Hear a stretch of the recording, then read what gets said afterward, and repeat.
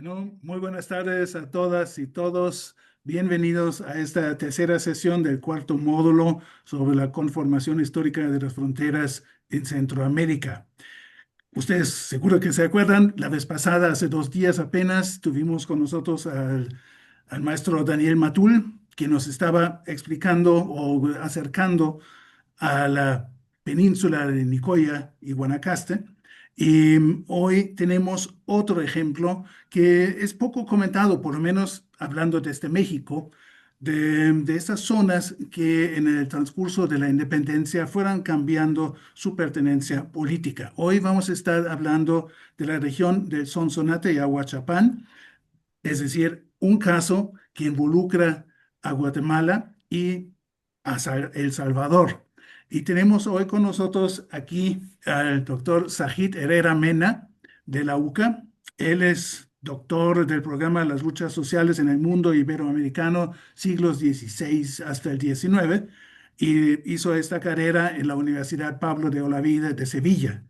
Él actualmente es profesor investigador en la Universidad Centroamericana. Ya lo habíamos mencionado varias veces el nombre de José Simeón Cañas de la UCA, ¿no? En El Salvador. Y su función actual es ser el encargado de la editorial universitaria de esta misma institución universitaria.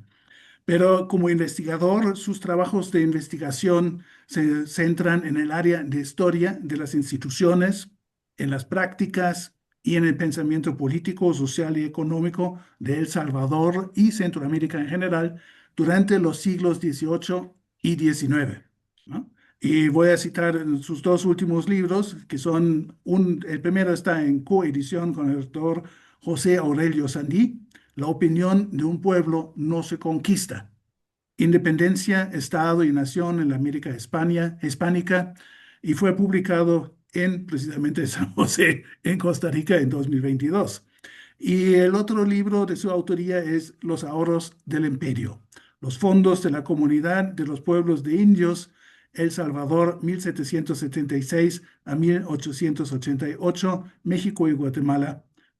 Fue publicado en esos dos en 2024 y ustedes lo pueden, si les interesa, verlo y bajarlo desde la página propiamente del Censur. Así que, sin más, voy a darle la bienvenida al doctor Zahir Alfredo Herrera.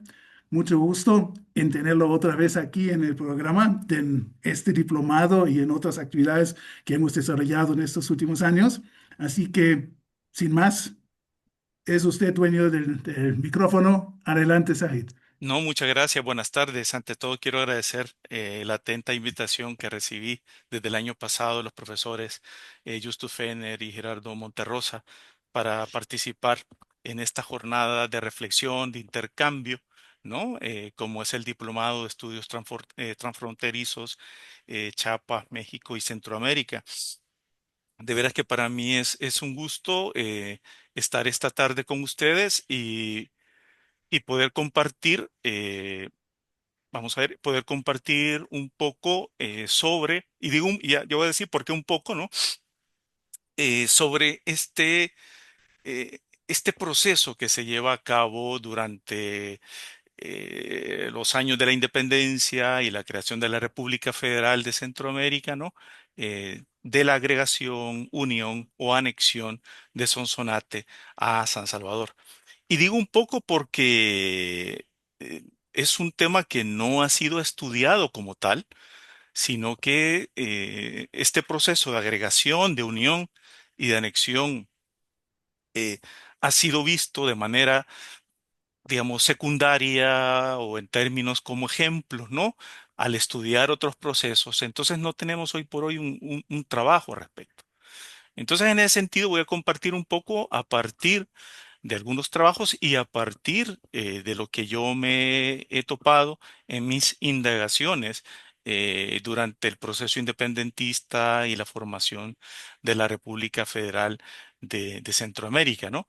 Entonces, a partir de ahí, pues, lo que me interesa compartir con ustedes esta tarde y preguntarme esta tarde es ¿por qué y bajo qué mecanismos fue agregado o incorporado o anexado la Alcaldía Mayor de Sonsonate a la Intendencia de San Salvador? Es decir, ¿por qué y cómo? Es decir, ¿cómo fue ese proceso?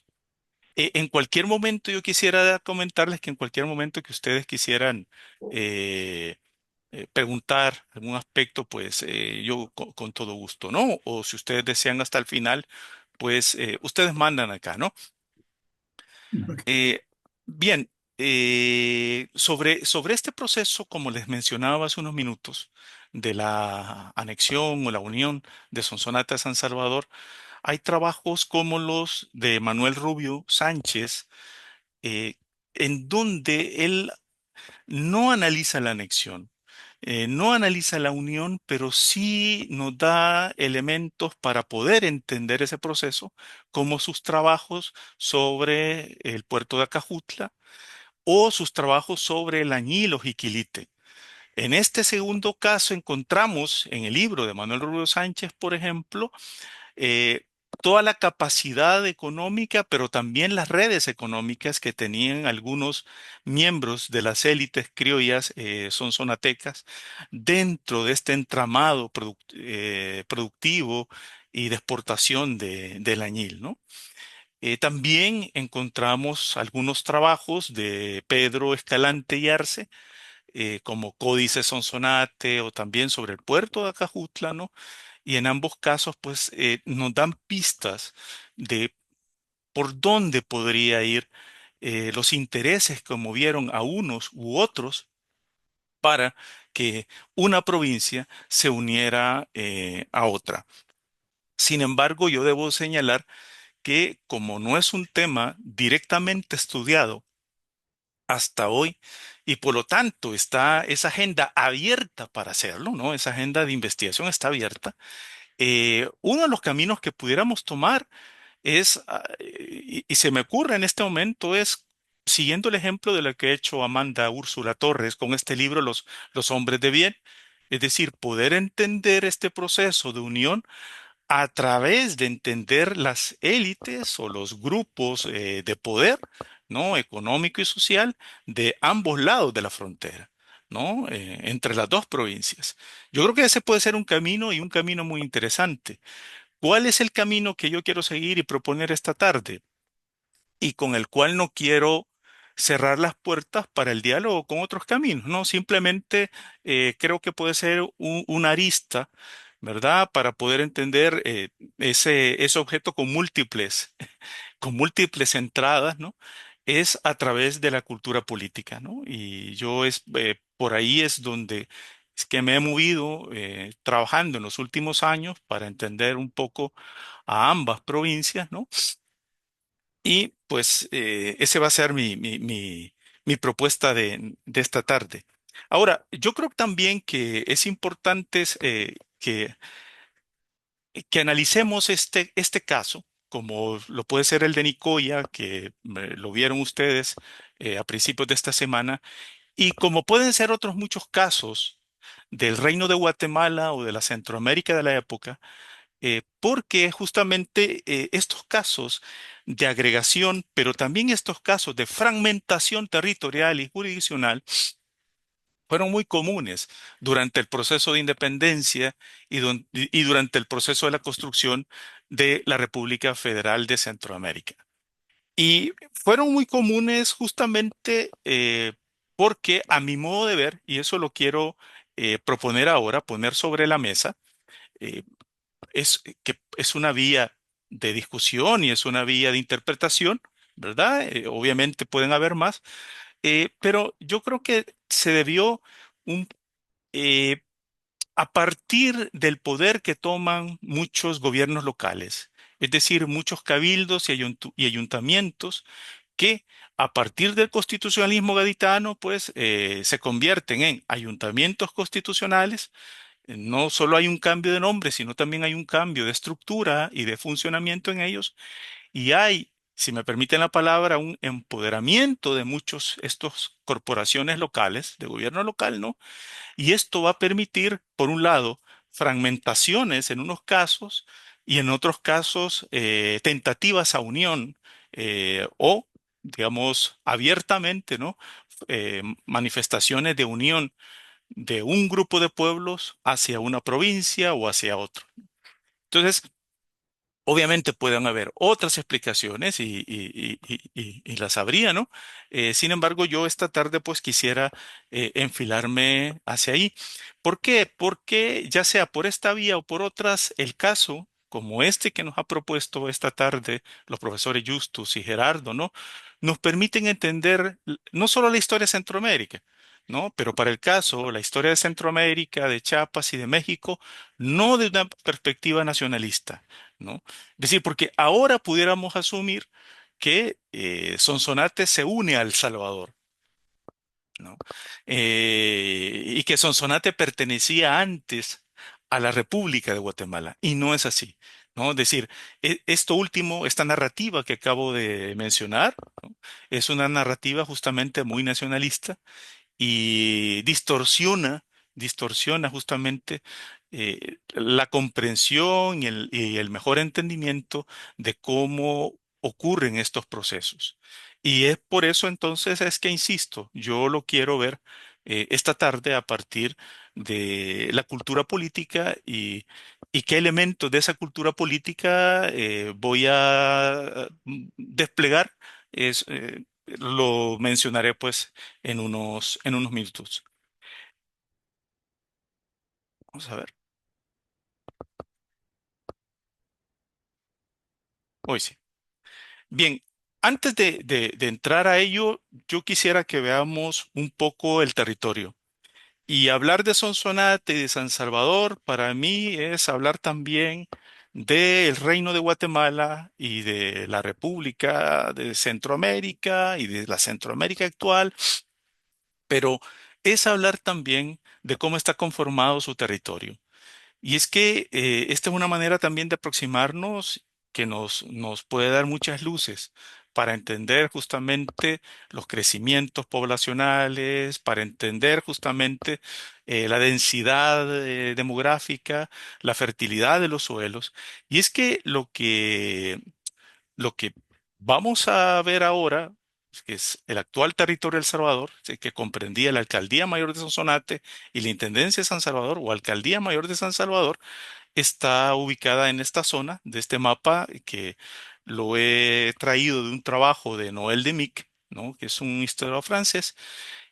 Pero lo que yo quiero mostrar acá es cómo estamos hablando de unos territorios que están al océano, del lado al Océano Pacífico. Es decir, al lado de una zona territorial compuesta por una cadena volcánica, ¿no? Que atraviesa del norte hacia el sur y por lo tanto no es extraño entonces que desde la época prehispánica lo que ahora es El Salvador y lo que ahora es la República de Guatemala, ¿no? Y una parte de Chiapas eran las partes más pobladas, más demográficamente más densas, ¿no? ¿Por qué? Porque eran zonas que estaban justamente en suelos fértiles debido a la cadena volcánica que atraviesa, ¿no?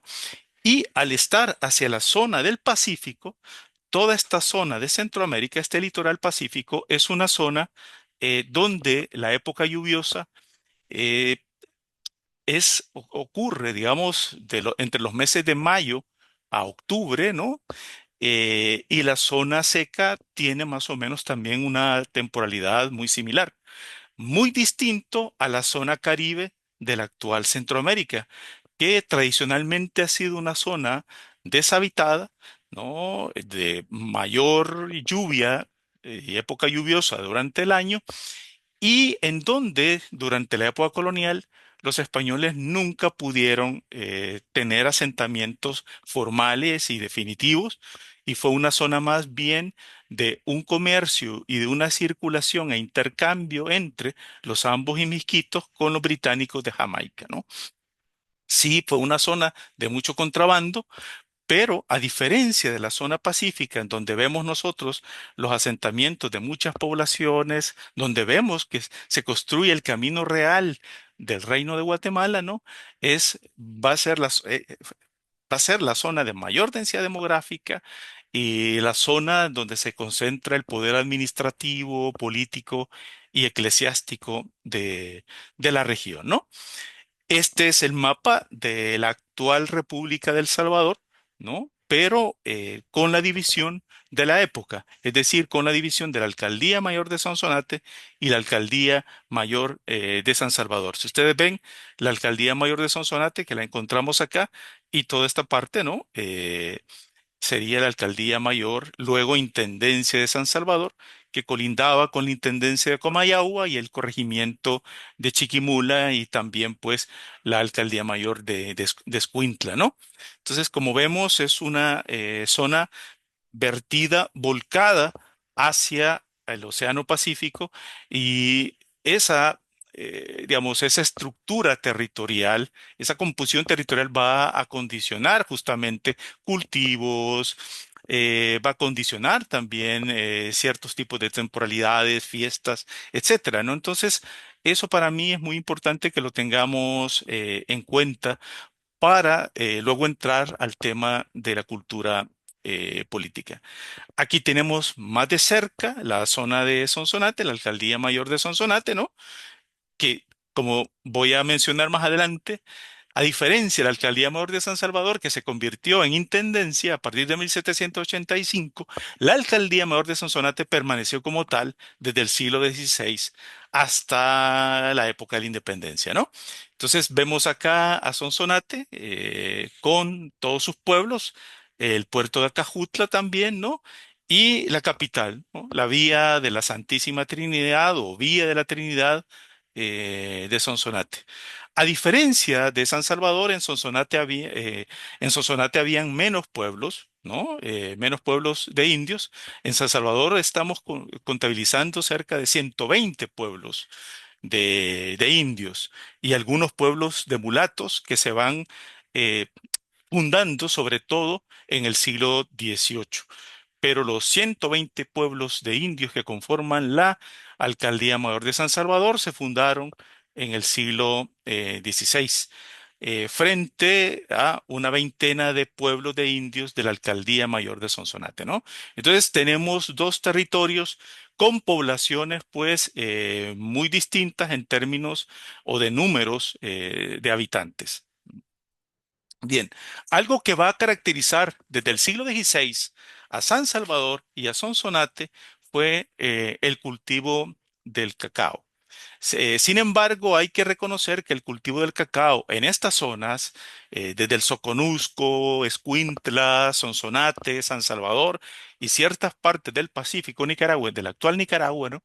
Se caracterizaron por el cultivo del cacao desde la época prehispánica. Lo que hace el mundo europeo, el mundo español, es aprovechar justamente estos cultivos y esta producción y ese va a ser el primer cultivo que va a vincular estos territorios con el mercado internacional, ¿no? La producción de cacao.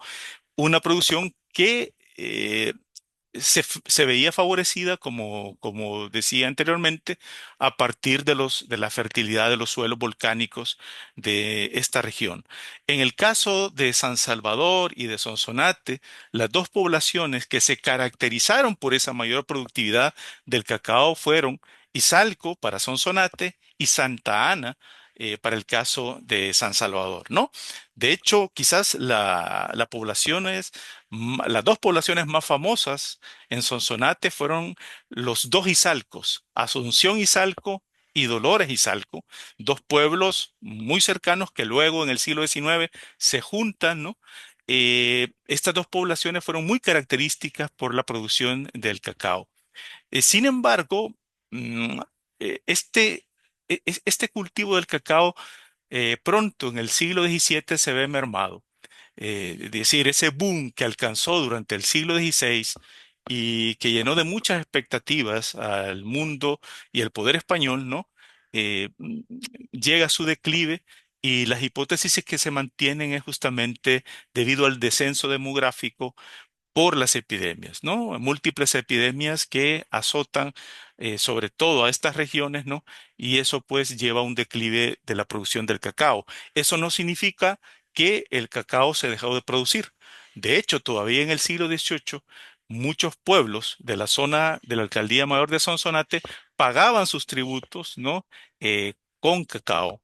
además de otro tipo de especies, ¿no? Sin embargo, no fue ya esa productividad o esa enorme producción, ese boom que se logró observar en el siglo XVI y que gracias a ese boom, pues es que Sonsonate se constituye como una alcaldía mayor.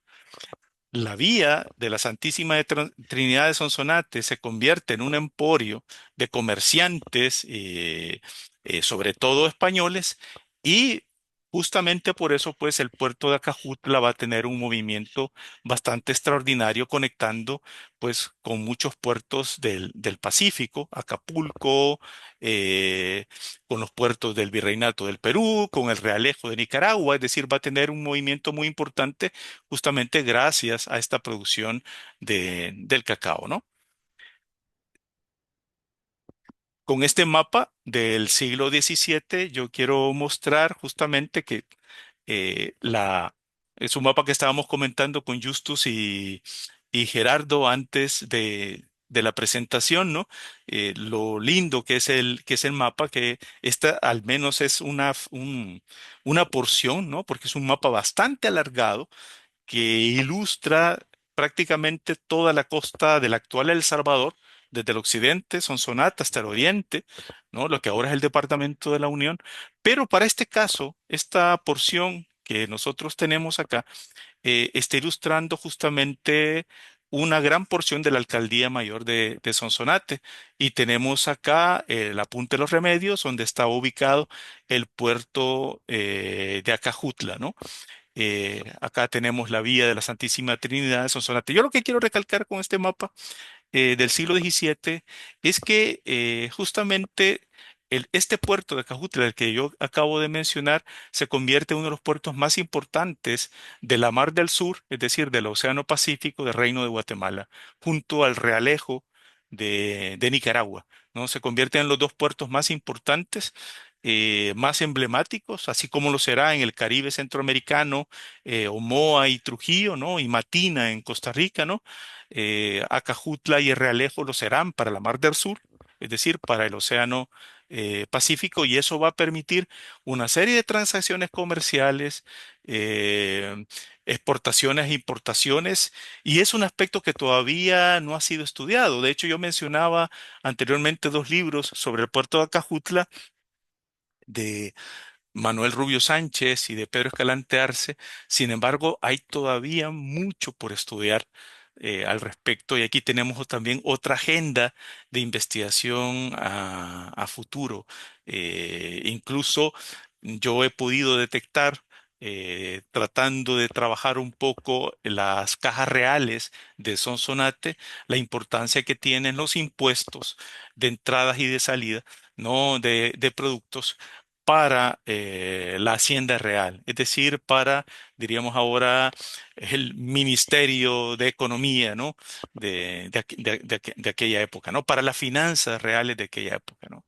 Entonces, este es un tema que todavía no está trabajado, como muchos otros temas del mundo colonial del actual El Salvador y también de Centroamérica, ¿no?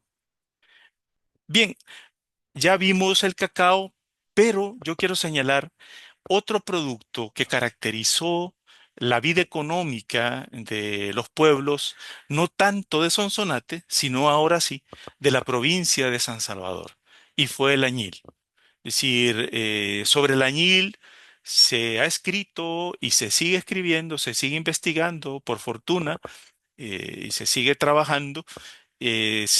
Hay aspectos que todavía hacen falta por investigar, como por ejemplo, todavía no tenemos un estudio sobre el montepío de cosecheros de añil, ¿no? Eso lo tenemos pendiente.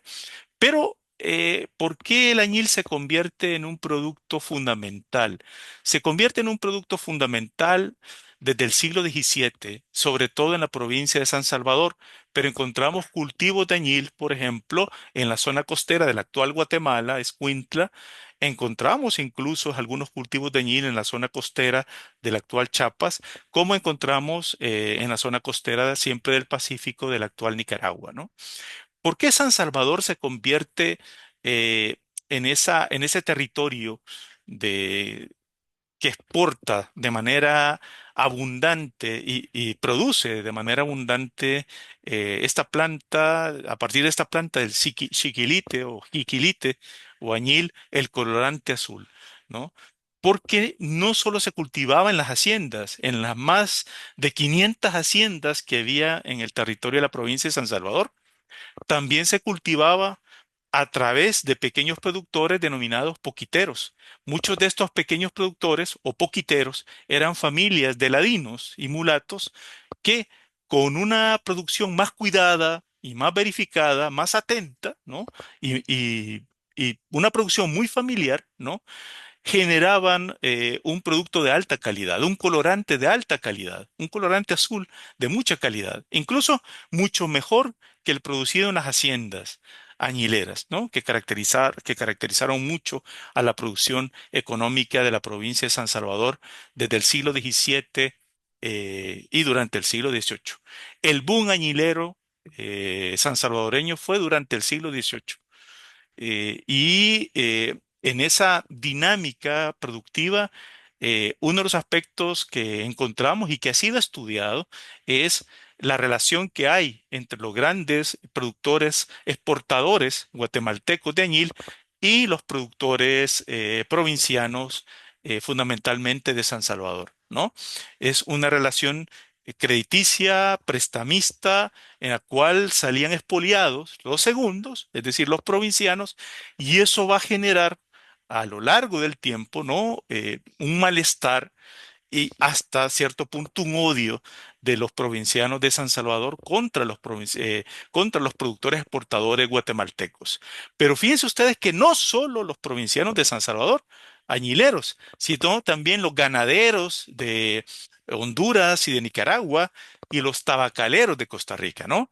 Van generando pues muchas décadas de malestar por esa relación que hay bastante dispar entre unos y otros.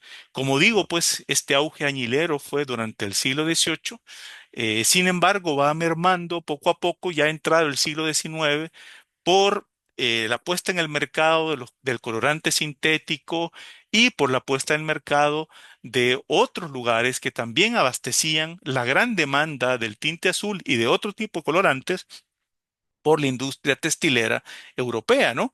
Como lo van a provocar los británicos, ¿no? En Asia, ¿no? Entonces, esto va a permitir, ¿no? Que mucha de esta producción añilera de San Salvador va a ir poco a poco en declive, también se va a ver afectada por las crisis climáticas de finales del siglo XVIII y principios del XIX, ¿no? Las plagas de langosta y de chapulín que azotan toda esta región, ¿no? En determinados momentos del siglo XVIII, pero fundamentalmente a finales de ese siglo y principios de la siguiente centuria, como también lo va a provocar las erupciones volcánicas y la generación de movimientos migratorios de poblaciones de un lugar a otro, ¿no? Etcétera. Y también debo añadir que lo generaron las guerras imperiales atlánticas, ¿no? Que detienen grandes cargamentos de añil en los puertos, sobre todo de Acajutla, y evitan, pues, y los puertos también del Caribe centroamericano, y evita entonces la dinámica de compra y venta, ¿no? Esto va a ir mermando, todos estos factores van mermando ese boom que se conoce desde mediados del siglo XVIII del añil en la provincia de San Salvador. Solo fíjense ustedes este dato. Entre 1783 y 1792, la producción de añil en Centroamérica fue de más de 9 millones de libras, ¿no? Este dato lo he tomado de los trabajos de Smith, por ejemplo, que estudia justamente esta producción añilera, también de José Antonio Fernández, que también lo estudia en este libro de El mundo pintado en azul, ¿no? Ven ustedes la provincia de San Salvador, más de 8 millones de libras, superando incluso a las provincias de Nicaragua, Guatemala y Honduras, ¿no? Eh, en esta producción del añil. Entonces se convierte, y yo eso lo he visto en mucha documentación de la época, se convierte, como lo dirán algunos, en ese producto de oro, en ese producto que va a dominar la balanza comercial, ¿no? De estas provincias y del Reino de Guatemala frente a otras provincias. Bien, luego de esta rápida introducción sobre el territorio, sobre la economía y sobre la productividad del Reino de Guatemala, pero sobre todo de Sonsonate y San Salvador, yo quiero hacerme la pregunta con la cual inicié esta intervención. ¿Cómo entender la unión de Sonsonate a San Salvador? Y yo les mencionaba que quiero hacer esta tarde y poner sobre la mesa, ¿no? Esta tarde, la carta, ¿no? Sobre la cultura política. Es decir, mi acercamiento quiere ser a partir de la cultura política. Y dentro de esta cultura política quiero ver aspectos como el jurisdiccionalismo, el constitucionalismo, los cabildos abiertos y el pactismo. Creo yo que a partir de estos elementos de la cultura política, no solo de antiguo régimen, sino también de nuevo régimen, ¿no? Si me permiten ambos términos, ¿no? Es posible visualizar, entender y acercarnos, ¿no? A este proceso de unión y a este proceso de agregación de una provincia a otra. Y nos va a permitir también entender cómo este proceso no es un proceso particular del Reino de Guatemala, sino que estaba sucediendo a lo largo del Reino de Guatemala, ¿no? Bien, ¿qué es una jurisdicción? Y para mí es importante este término y que muchos historiadores del derecho eh, tratan de entenderlo para analizar todas las disputas y conflictos que se generan y las resistencias que se generan al interior de las jurisdicciones o de los territorios jurisdiccionales. Y entonces yo quiero abocarme a cómo se entendía en aquella época a partir del diccionario de la lengua castellana, o más conocido como diccionario de autoridades de inicios del siglo XVIII. Y este diccionario nos lleva por lo menos a tres definiciones de jurisdicción, porque nos da otras también, no, pero las que me permiten a mí tratar de entender justamente este proceso son estas tres. Fíjense que la primera nos dice que jurisdicción es la facultad o poder que se concede para el gobierno en la decisión de las causas. Es decir, jurisdicción es facultad y poder para decidir, y sobre todo en decisión de causas. Y aquí ya nos está vinculando jurisdicción con el gobierno de la justicia, ¿no? En donde en el mundo colonial, ¿no? El gobierno de la justicia no estaba centrado, monopolizado por una institución, sino eran múltiples instituciones las que administraban justicia. Justicia no solo administraban los alcaldes ordinarios, justicia no solo administraban los alcaldes mayores, corregidores o intendentes y sus delegados, porque también justicia la administraban otras corporaciones como el mundo eclesiástico, la iglesia, a través del fuero que tenían sus miembros. Igual hay que decir que justicia también administraba la corporación militar a partir del fuero que tenían sus miembros. Justicia administraban también, por ejemplo, los comerciantes a través de sus consulados, ¿no? Entonces, el gobierno de la justicia en esta época era un gobierno múltiple y administrado por múltiples cabezas, ¿no? Por lo tanto, era un gobierno, era una facultad o era un poder, como se nos está diciendo aquí en esta primera definición de jurisdicción. La segunda definición es término de un lugar a otro o de una provincia a otra en que se circunscribe el mando de alguno. Es decir, jurisdicción también es el territorio en donde el juez, sea este civil, eclesiástico, militar, ¿no? O real, ¿no? Ejerce su trabajo, el radio de acción del juez o de los jueces, ¿no? Y esto es importante porque nos va a permitir entender los múltiples conflictos que se van a generar y que se generaron, ¿no? Durante el periodo colonial y posterior al periodo colonial, ¿no? Con este traslape de jurisdicciones, con este traslape en los territorios jurisdiccionales, como también voy a mencionar en unos minutos, ¿no? Pero también, y esta tercera definición que condensa las anteriores, ¿no? Jurisdicción es autoridad, poder o dominio sobre otro. Entonces, para mí es importante entender la jurisdicción como elemento integrante de la cultura política de la época, porque justamente es ahí donde nosotros vamos a ver que se mueven los actores políticos y sociales. Es ahí es donde también nos va a permitir aproximarnos al por qué Sonsonate se agrega a San Salvador, ¿no? Es decir, qué actores intervienen y, por lo tanto, nos permite entender que es la unión o la agregación de un territorio jurisdiccional a otro territorio jurisdiccional. Es decir, el territorio jurisdiccional de Sonsonate se agrega al territorio jurisdiccional de San Salvador. En ambos había autoridad, sí, pero había múltiples autoridades, ¿no? Y eso hay que tenerlo en cuenta y ver que es, digamos, que es mucho más complejo que solo el hecho de la guerra, ¿no? Bien, como adelanté, esto nos lleva a plantearnos, ¿no? Que estamos frente a dos territorios jurisdiccionales que son dos provincias, que desde el siglo XVI se inician como dos alcaldías mayores, ¿no? La alcaldía mayor de Sonsonate, que la tienen ustedes ahí con un gris distinto, la alcaldía mayor de San Salvador. En la alcaldía mayor de San Salvador, en la ciudad de San Salvador residía el alcalde mayor, que era el juez mayor, ¿no? Es decir, el representante de rey dentro de ese territorio, al igual que lo será el alcalde mayor en Sonsonate, radicado en la villa de la Santísima Trinidad de Sonsonate.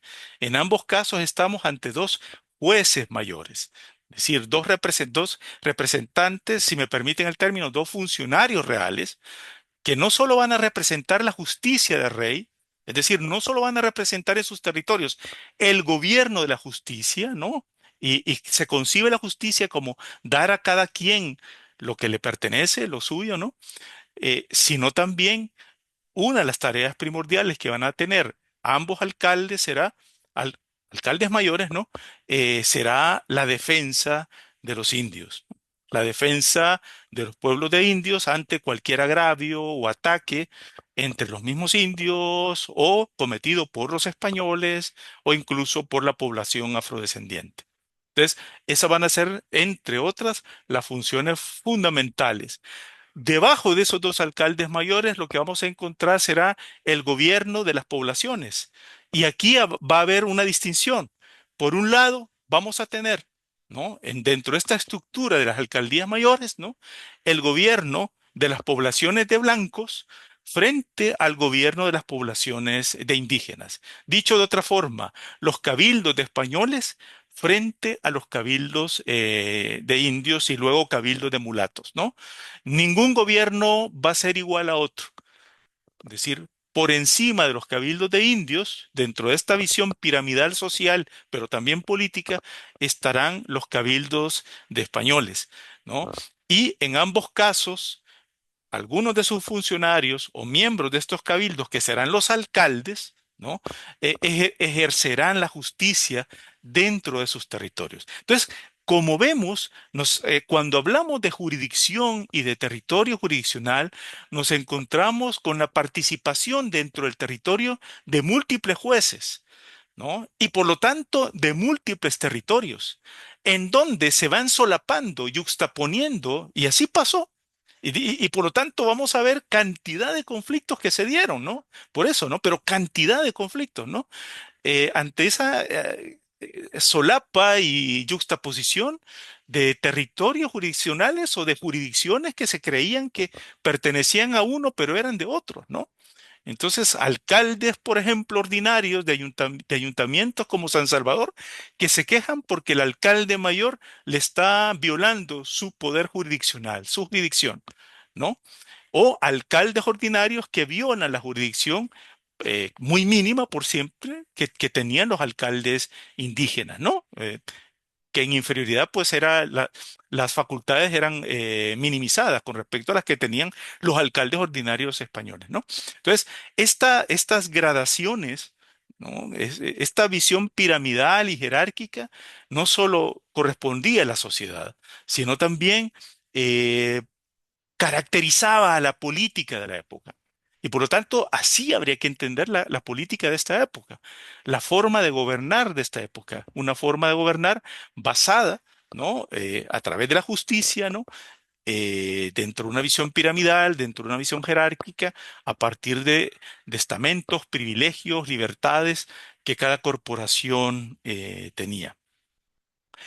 Pero a partir de 1785, dentro de esta visión jurisdiccional, San Salvador cambia, se transforma, deja de ser alcaldía mayor y pasa a ser intendencia. Es decir, en el Reino de Guatemala, la primera intendencia que tenemos, y esto fruto de las reformas borbónicas, ¿no? La primera intendencia que hay en el Reino de Guatemala es la de San Salvador, 1785. Luego le sigue la intendencia de Ciudad Real, luego Chiapas, ¿no? Luego le sigue la intendencia de Honduras y la de Nicaragua, ¿no? ¿Por qué la de San Salvador? Y eso queda muy claro, ¿no? En la Real Orden emitida desde Madrid de 1785, es justamente para verificar en este pequeño territorio eh, la, la bonanza productiva del añil. Es decir, la creación de la intendencia no tendrá otro motivo, al menos el motivo explícito de la Real Ordenanza, de la Real Orden, perdón, que estimular más la producción añilera que se estaba dando y que estaba en un momento efervescente en la Intendencia de San Salvador. Bien, vean ustedes con este mapa cómo queda. Si lo comparamos con el anterior, vean ustedes cómo era la alcaldía mayor de San Salvador. Vean ustedes cómo, ya como intendencia, cómo queda San Salvador, dividida en 15 subdelegaciones o partidos, ¿no? Y cada uno de estos partidos va a gobernar un subdelegado, es decir, un auxiliar del intendente. Aunque quiero hacer notar que los subdelegados no eran meros auxiliares del intendente, también tenían facultades propias y muy importantes. Pero lo que quiero hacer notar es que no eran gobiernos separados, no, sino eran gobiernos que tenían una relación bastante estrecha con el gobierno intendencial de la ciudad de San Salvador. Entonces, 15 partidos, 15 subdelegaciones que van a permitir, de acuerdo a la corona y de acuerdo a los funcionarios que diseñaron esta reingeniería territorial, ¿no? Va a permitir una mejor producción del añil, una mejor contribución del tributo, ¿no? Una mejor vigilancia de la mano de obra y de la fuerza laboral en las haciendas por parte de la población indígena, ¿no? Y mulata. Entonces, todos estos factores van a ser importantes, ¿no? Para justamente mm, dar las razones o justificar de por qué había que crear una intendencia en San Salvador. Como les decía, Sonsonate se va a mantener siempre como una alcaldía mayor hasta la época de la independencia, ¿no? Pero sí San Salvador sufre este proceso de transformación. Ahora, yo quiero también, dentro de esta perspectiva de las jurisdicciones y el territorio jurisdiccionales, quiero preguntarme este aspecto, ¿no? ¿Estos territorios jurisdiccionales eran infranqueables, ¿no? ¿O eran porosos? Eran territorios en donde era imposible, digamos, la penetración de un poder, de una autoridad frente a la que estaba establecida en ese territorio. Pues parece que no. Parece que no. Y en el caso de San Salvador y Sonsonate, ya empezamos a tener algunas pistas que nos permiten ver esa relación estrecha que había entre San Salvador y Sonsonate. Y esto es una de las razones que nos va permitiendo entender que que la agregación de Sonsonate a San Salvador no solo fue gracias a la fuerza de las armas, o a través de la vía de la coerción, sino también estuvo mediada por factores como este que voy a explicar. Fíjense ustedes, si ven acá que tenemos, aquí lo voy a señalar con el cursor, tienen ustedes acá la Vicaría de Sonsonate, que es esta. Esta de acá es la Vicaría de Sonsonate. Y tienen ustedes acá la Vicaría de Santa Ana, que sería esta, la Vicaría de Santa Ana. Pues fíjense ustedes que uno de los pueblos más importantes de la Alcaldía Mayor de Sonsonate, como lo era el pueblo de Aguachapán, que lo tienen ustedes aquí enumerado en el 13, acá está, ¿no? En términos eclesiásticos, en términos de jurisdicción eclesiástica, no pertenecía a la Alcaldía Mayor de Sonsonate, sino en términos de jurisdicción eclesiástica pertenecía a la Vicaría de Santa Ana, que era parte de la Alcaldía Mayor de San Salvador y luego Intendencia de San Salvador. Entonces, eso ya nos permite ver que en términos jurisdiccionales, tal como se entendía en esta época los territorios y el poder sobre los territorios, estos no tenían límites infranqueables, ¿verdad? No eran invulnerables, sino las trazas de estas múltiples jurisdicciones eran tan distintas, tan dispares, que podía haber justamente una intromisión de digamos, de ciertos poderes de un territorio sobre ciertos poderes de otro territorio. Entonces, esto ya nos permite entonces a nosotros entender que a través del tiempo se fue formando relaciones de intercambio, y qué sé yo, esto quizás habría que estudiarlo, ¿no? Relaciones clientelistas, de comercio, entre esta provincia y la otra, que como les decía, son aspectos que todavía no hemos estudiado a profundidad y que valdría y merecería la pena hacerlo. Y por eso para mí tiene mucha importancia esta tarde estar con ustedes porque es como llamar la atención sobre estos puntos y, y llamar la atención justamente para decir, bueno, aquí hay unas agendas, aquí hay temas de investigación, aquí hay líneas de investigación que como posibilidades había que seguir más adelante, ¿no? Pero vean ustedes este punto que me parece a mí fundamental señalarlo. Quiero mostrar también ahora otro caso y es los territorios jurisdiccionales eran unidades graníticas. ¿M? Eran unidades graníticas. Y aquí quiero ver el caso, otra vez, de Ahuachapán dentro de la Alcaldía Mayor de Sonsonate. ¿Por qué razón? Yo no me voy a referir a este caso de manera extensa porque es muy interesante y muy bonito. De hecho, acabo de terminar un trabajo al respecto, porque me parece a mí que es extraordinario porque permite entender muchas cosas y ya les voy a explicar por qué. Y lo voy a hacer breve porque yo sé que el tiempo nos está comiendo, ¿no? Y es que resulta que hacia 1788, el alcalde mayor de Sonsonate, ¿no? Peñalver y Luis Peñalver y Cárdenas, sostiene que era importante, ¿no? Eh, elegir dos alcaldes ordinarios en el pueblo de indios de Asunción a Huachapán. Lo curioso era que es un pueblo de indios y como tal tiene su propio gobierno, es decir, tiene su cabildo de indios y sus alcaldes indios. Entonces, ¿por qué el alcalde mayor, ¿no? Como juez real, quería elegir dos alcaldes ordinarios y por lo tanto blancos, es decir, españoles, en este pueblo de indios de Huachapán?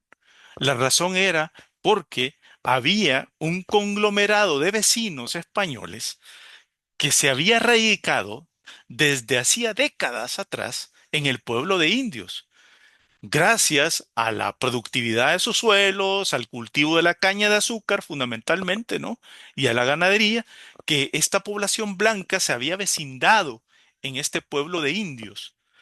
Y gracias a la ordenanza de intendentes, tanto de Buenos Aires como de la Nueva España, en su artículo 11, ¿no? Y sobre todo la ordenanza intendente de la Nueva España, en su artículo 11 dice el rey que concede la facultad a aquellos vecindarios españoles que están arrimados a pueblos de indios tener sus propias autoridades, tener sus propios alcaldes blancos y no depender de la autoridad indígena.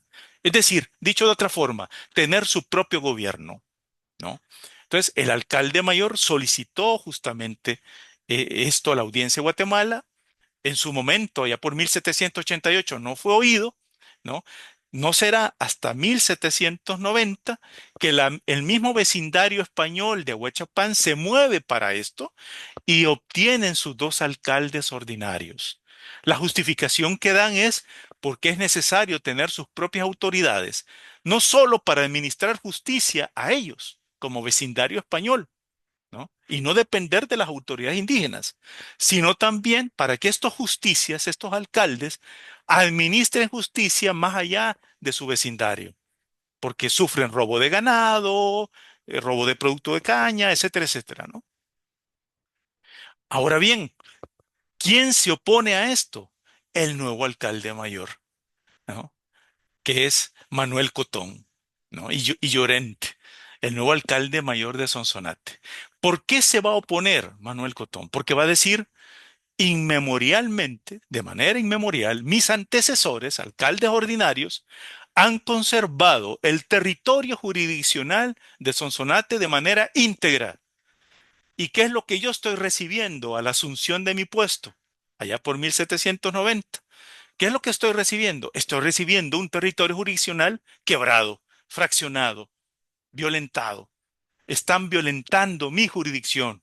Va a ser la cantidad de argumentos, ¿no? Les estoy hablando de un legajo, ¿no? De un legajo de más de 200 páginas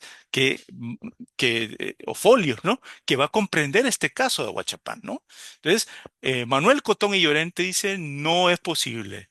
Y se opone a la elección de los alcaldes ordinarios de Huachapán, ¿no? Porque él ve violentado su poder jurisdiccional, su autoridad, y lo ve violentado porque esa autoridad se ve mermada, se ve quebrada, fraccionada dentro de ese territorio jurisdiccional de Sonsonate que él va a gobernar. Este caso de Sonsonate nos ayuda a explicar, entre otras cosas, que una jurisdicción como, como en este caso Sonsonate, no era un territorio íntegro y que podía en algunos momentos resquebrajarse, como ocurre acá. Ahora la pregunta es, ¿se mantienen, a pesar de la oposición de Manuel Cotón, se mantienen estos dos alcaldes ordinarios? Sí, se mantuvieron. ¿Por qué? Porque la fuerza de la audiencia de Guatemala dirá, sí, que se mantengan los alcaldes a pesar del berrinche del alcalde mayor. ¿Por qué?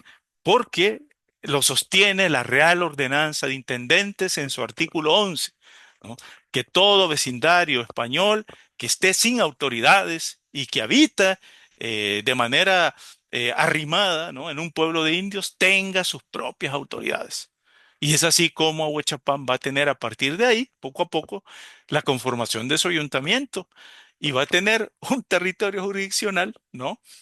Dentro de otro territorio jurisdiccional, a pesar de la rabieta, ¿no? De Manuel Cotón y Llorente. Entonces, este segundo ejemplo nos permite ver que los territorios jurisdiccionales, como dice ahí, pues, no eran unidades graníticas, que en momentos podían fraccionarse, dependiendo de múltiples causas. El caso de Huachapán nos menciona a partir de este hecho de un vecindario que para juicio de estudiosos y de historiadores como Tamar Herzog, que sostienen que un vecindario sin autoridades era considerado en aquella época como nómadas, como bárbaros, ¿no? Entonces, era dentro de su visión política, era necesario tener sus propias autoridades, ¿no? Y por lo tanto, dar cohesión a esa comunidad y dar cohesión a ese vecindario. Entonces, este caso, pues, nos permite entender la dinámica de la jurisdicción dentro de la cultura política del antiguo régimen.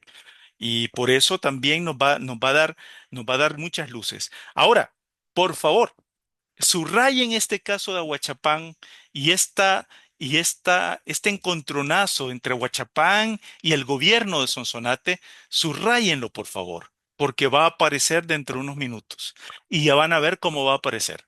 Ya van a ver qué importancia va a tener esto, que aquí apenas es un pleito entre alcaldes ordinarios electos y el alcalde mayor de Sonsonate.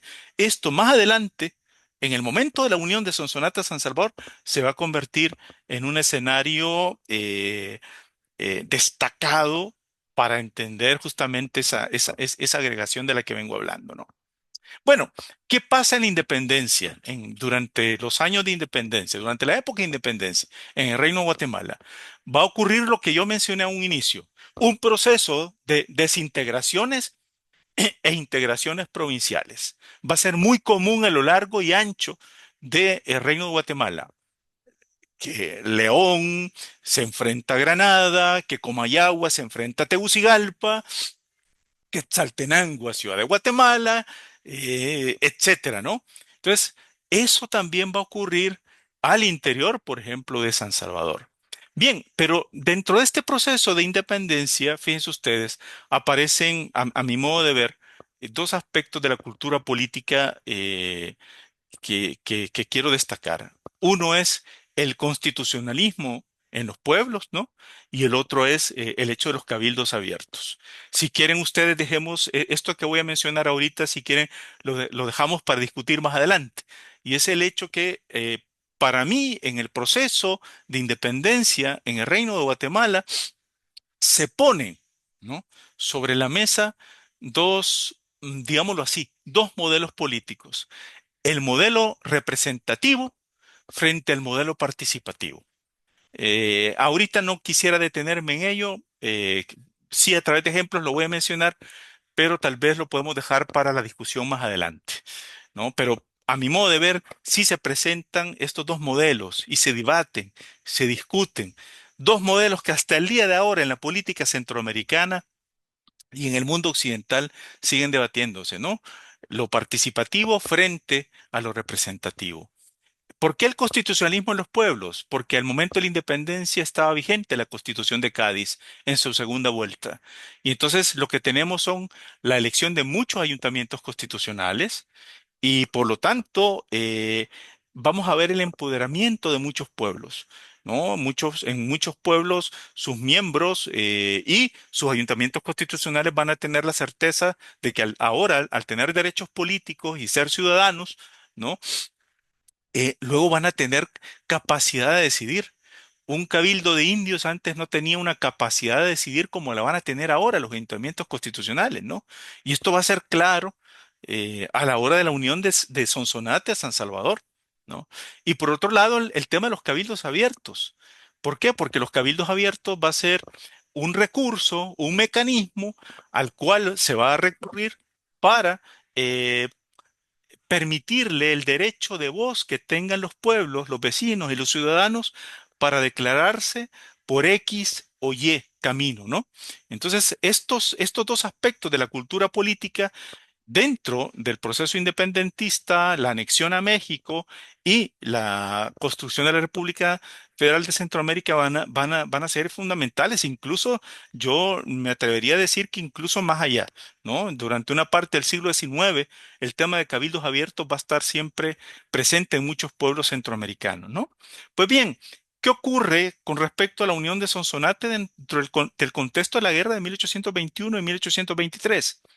Fíjense ustedes que ha habido una historiografía en Centroamérica que ha dicho que a diferencia de lo que ocurrió en la Nueva España o a diferencia de lo que ocurrió en la Nueva Granada, en el Virreinato del Perú, en el Río de la Plata, en el Alto Perú, en Centroamérica no hubo guerras.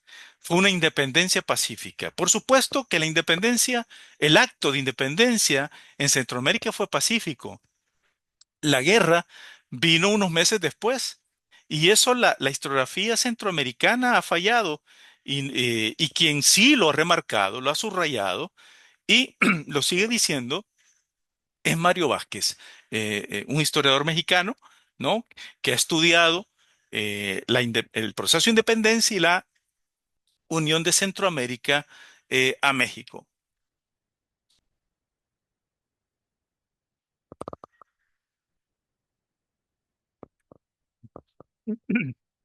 Mario Vázquez, en este libro que tiene, eh, justamente donde trata estos temas, nos dice, claro que en Centroamérica hubo guerra durante el proceso de independencia.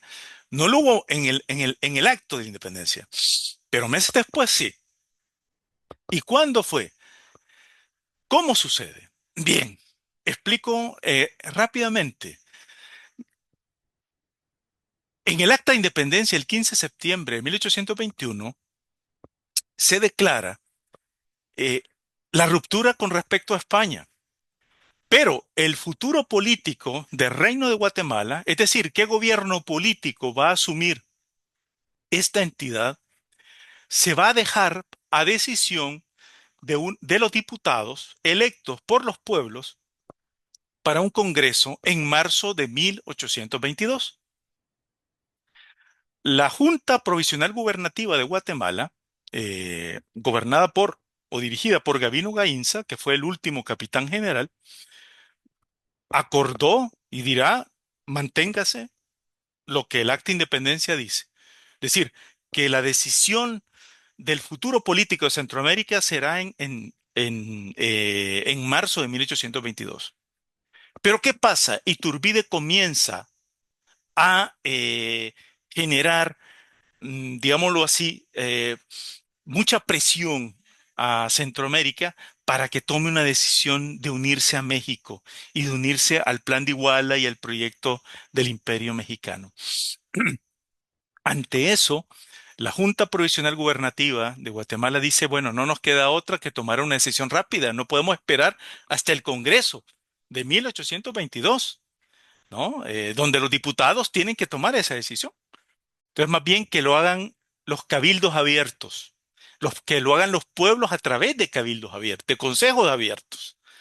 Y es así como entre noviembre y diciembre de 1821 se empiezan a generar por todas la actual Centroamérica, ¿no? Una serie de cabildos abiertos tomando la decisión si se unían al Imperio Mexicano, es decir, a la propuesta de Iturbide, o la otra opción era conformar en Centroamérica una república federal o como fuera. Recordemos que para esas alturas Comitán ya había decretado su independencia y Chiapas, el- el, eh, la intendencia de Ciudad Real estaba llevando por su propia cuenta pues todo un proceso bastante interesante. Entonces, este proceso que estoy mencionando solo se dio entre el actual Guatemala y Costa Rica. Pues bien, eh, ¿qué pasa? Lo que pasa es que la mayoría de decisiones de los cabildos abiertos es decidirse por unirse a México. En cambio, los republicanos, muchos de ellos de San Salvador y Guatemala, se resisten a este proceso y dicen, los cabildos abiertos no tienen facultades para decidir o para tomar una decisión de tal envergadura. Eso le corresponde a un Congreso de diputados, porque está compuesta por hombres ilustrados, elegido por los pueblos, lo mejor de lo mejor, no por los pueblos, no son los vecinos a través de los pueblos que deben de elegir. Sin embargo, gana la postura de los cabildos abiertos ante el temor de una invasión de las tropas por parte de Iturbide. ¿Qué pasa al año siguiente, 1822? San Salvador, los sansalvadoreños, que eran en su mayoría, de los líderes, no estoy hablando de los líderes, eran republicanos. Y ellos dirán, bueno, no aceptamos y nos separamos de Guatemala. ¿No? Nos constituimos en una unidad separada. No solo nos hemos independizado de México, perdón, de España, sino que ahora nos independizamos de Ciudad de Guatemala. ¿Por qué? Porque no aceptamos, dirán los republicanos de San Salvador, no vamos a aceptar unirnos al Imperio Mexicano, ¿no? La propuesta de ellos era constituir en Centroamérica una república federal. En estos dimes y dirés, ¿no? Ocurre una primera invasión de tropas guatemaltecas para someter a los rebeldes republicanos de San Salvador. Entonces, aquí ya comienza estos conflictos y esta guerra de independencia. En este proceso de invasión y de respuesta bélica que hay, ¿no? En 1822, estamos hablando de febrero, marzo y abril de 1822, va a ocurrir también un avance de tropas de San Salvador sobre Santa Ana, ¿no? Santa Ana que está hacia el occidente. Si me permiten volver a uno de estos mapas, Santa Ana está acá, ¿no? Entonces, hay una movilización de tropas de San Salvador hacia Santa Ana. En esa movilización hacia Santa Ana, algunas de estas tropas de San Salvador se van también hacia Sonsonate, ¿no? Y en Sonsonate hay, ¿no?, una presencia militar de san salvadoreños en donde les piden al ayuntamiento de Sonsonate, estos militares de San Salvador, facilitar el intercambio entre San Salvador y el puerto de Acajutla. Esto ya nos indica la mira que tenían las autoridades de San Salvador por el puerto de Acajutla y por, digamos, tener y posicionarse sobre este territorio de la Alcaldía Mayor de San Salvador. Pero lo que genera esta presencia de tropas en Sonsonate y en San Salvador es un malestar entre muchos sonsonatecos y entre muchos santanecos. A tal punto que muchos santanecos van a decir, nos queremos separar de San Salvador, porque lo que ha mostrado la actitud del gobierno sansalvadoreño es guerra, es belicosidad, ¿no? Es armas y no diálogo. ¿Va? En este proceso, si nos unimos o no al imperio, a la propuesta, ¿no?, imperial de Iturbide, ¿no? Entonces, Santa Ana lo que propone en ese sentido es separarse del gobierno de San Salvador y unirse a Guatemala. Y Santa Ana se agarra de una idea que tuvo un antiguo diputado de Sonsonate a las Cortes de Cádiz, eh, de crear una provincia de Santa Ana junto a Sonsonate. Entonces los santanecos dicen, esta es la oportunidad, ¿verdad?, para crear esa provincia de Santa Ana junto con Sonsonate, que sería toda esta zona occidental, ¿verdad? No sé si lo logran ver, que con el cursor lo estoy remarcando, ¿no? Entonces, sería la oportunidad de crear esta provincia. Esto va a llevar a los sonsonatecos a decir, porque los santanecos van a decir, bueno, y Santa Ana que se convierte en la capital de esa provincia. Los sonsonatecos van a llegar a decir, bueno, nosotros creemos que también tenemos, tenemos posibilidades de ser capital de esa provincia, ¿no? No, no, no solo los santanecos, ¿no? Entonces, esto se va a dar en este momento de conflicto en el año de 1822 ante la presencia de tropas guatemaltecas y el repliegue y la resistencia de las tropas republicanas de San Salvador. ¿No? Porque estos territorios de Santa Ana y Sonsonates son los territorios que más van a sufrir justamente este repliegue de tropas que vienen desde Guatemala, es decir, vienen desde acá, ¿no? Entonces, porque va a ser el territorio de entrada y por eso van a sufrir las consecuencias y los santanecos van a decir, los sansalvadoreños se han portado muy mal con nosotros, ¿verdad? Y siempre hemos sido hermanos, y de manera inmemorial. Pero como se han portado muy mal, nos han invadido, han robado ganado, etcétera, nos queremos separar y queremos formar esa provincia. Gavino Gainza, con tal, ¿verdad?, porque seguía siendo durante ciertos meses de 1822, seguía siendo todavía capitán general de Guatemala, ¿no? Gavino Gainza dice, qué bien, deberíamos de formar en esta sección occidental un frente de guerra común para atacar a los republicanos de San Salvador y crear en este frente oriental, es decir, lo que era toda esta zona de San Miguel, ¿no?, un frente oriental común para atacar desde Oriente hacia San Salvador y todo su círculo de seguidores que está en toda esta zona central o paracentral. Entonces, Santa Ana y Sonsonate se convierten en ese sentido también bajo el imaginario castrense y de guerra de Gavino Gainza en una provincia de frente, es decir, en una provincia de ¿cómo diría? Activa, ¿no?, justamente para enfrentarse a las fuerzas militares de San Salvador. Entonces, ya aquí lo que vamos viendo justamente es cómo hay, por un lado, intenciones de San Salvador de anexarse este territorio y por otro lado, intenciones de territorio de San Salvador por separarse de este, ¿no? Entonces, vemos que el panorama se complica bastante, pero se vuelve sumamente interesante. Y es que justamente en este proceso, yo me encontré en el Archivo General de Centroamérica de Guatemala. Cuando me lo encontré no tenía cámara fotográfica, así que no lo pude fotografiar y lo hubiera querido y hubiera querido colocar acá una imagen de, de esa, de ese manifiesto del Ayuntamiento de Sonsonate, que ante ese temor y esa presencia de los sansalvadoreños, de los militares de San Salvador, deciden eh, deciden anexarse, ¿no?, al gobierno de San Salvador, pero lo hacen por temor a las armas, ¿verdad? Por la presencia militar de los sansalvadoreños. Entonces, hay aquí ya una primera apuesta de anexión del Ayuntamiento de Sonsonate al gobierno de San Salvador y por lo tanto al territorio de San Salvador. Mientras Santa Ana, por otro lado, estaba diciendo, no, nosotros nos separamos, a pesar de la presencia de sus armas, ¿verdad? Nosotros, nosotros nos separamos.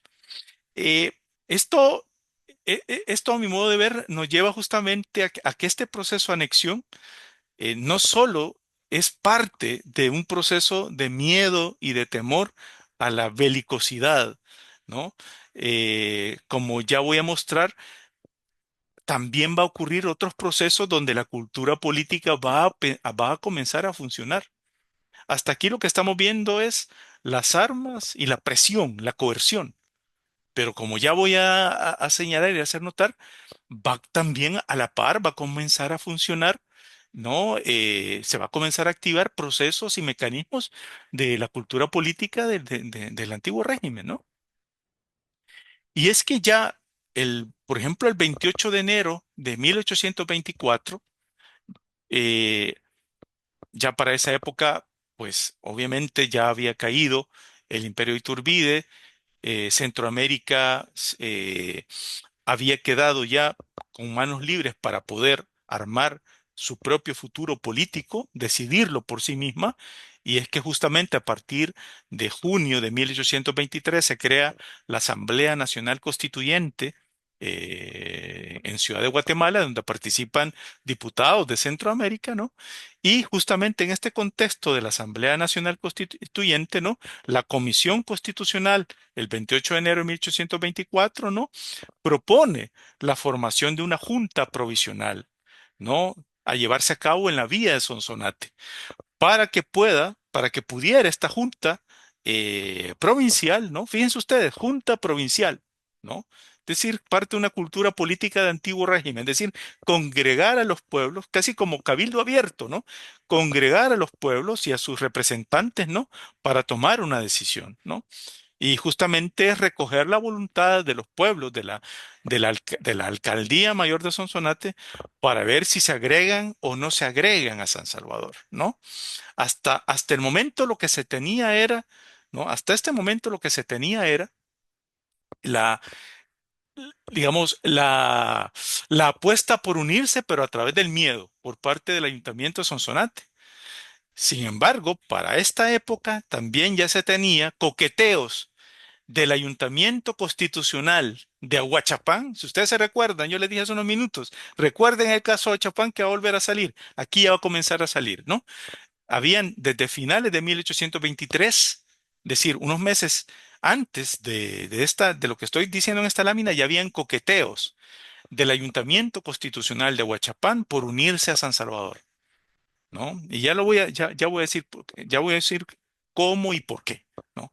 Pero bien, la idea de esta junta provincial era tener a representantes de las parroquias de todos estos pueblos, ¿no?, de la Alcaldía Mayor de Huachapán, para que decidieran su unión o no a los nuevos estados. En este momento se estaban creando los estados de la República Federal de Centroamérica. Estaba ese proyecto de creación, ¿no?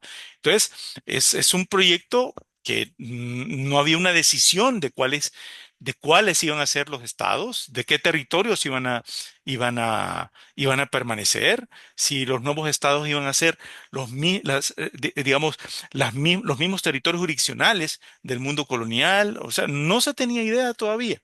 Era un laboratorio, una efervescencia de cultura política de ver de cómo se construían estos estados.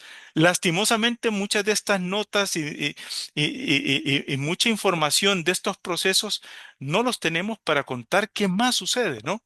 Entonces tenemos que hacer a partir de la información fragmentaria con la que contamos, ¿no?, ir reconstruyendo, ¿no?, este proceso. Pero Que se convoca esta junta, se convoca, ¿no? Qué es lo que pasa? El 7 de febrero de 1824, el ayuntamiento de Ahuachapán, ¿no? Que como les decía, ya venía coqueteando con el gobierno de San Salvador meses antes, ¿no? Comienza a decir, bien, nos queremos ya unir de manera decidida a el nuevo Estado del Salvador que se está formando, ¿no? Y, pero aquí viene, pero para unirnos queremos poner nuestras condiciones. Entonces, aquí lo que estamos encontrando dentro de esta visión de cultura política es justamente la preponderancia que tiene el ayuntamiento constitucional para tomar esa decisión, en primer lugar. En segundo lugar, ¿no? Poner condiciones que implica ya pactar, es decir, eres parte de una cultura pactista, de somos parte del Estado de El Salvador siempre y cuando nos cumpla ciertas condiciones, ¿no? ¿No? Siempre y cuando nos cumpla. ¿Y cuáles eran estas condiciones? Primero, la agregación debe ser sin perjuicio al sistema federal o a la obediencia a los poderes legislativo, ejecutivo y judicial. Es decir, los aguachapanecos dicen, con esta agregación a San Salvador, no queremos tampoco generar desarmonía en este nuevo estado que se está construyendo, ¿no? Que se está perfilando, ¿no? Segundo, que se le perpetúe la gracia de partido que se le concedió en 1795. El ejemplo que les puse hace unos momentos, ¿no? Y que se le restituyan los pueblos de su jurisdicción, a Tiquisaya, a Paneca, a Taco y Tacuba, ¿no? Dicho de otra forma, queremos pertenecer al nuevo Estado de El Salvador, ¿no? Siempre y cuando nos reconozcan nuestro territorio jurisdiccional que fue creado gracias a la ordenanza de intendentes, al artículo 11, a pesar de la gritería, ¿verdad? Y ¿se recuerdan dónde? El alcalde mayor Manuel Cotón y Llorente, ¿no? A pesar de eso, queremos que el gobierno de San Salvador nos reconozca y nos restituya ese poder, esa jurisdicción, esa autoridad de nuestros alcaldes, ordinarios antes, constitucionales ahora, ¿no? Ven qué interesante. Tercero, que Aguachapán con sus pueblos debe estar y quedar separado de Sonsonate en todos los ramos. ¿Por qué? Porque desde esa elección de los alcaldes ordinarios que yo les comenté en aquel caso, de finales del siglo XVIII, la relación entre Aguachapán y el gobierno de Sonsonate no fue la mejor, no fue la mejor.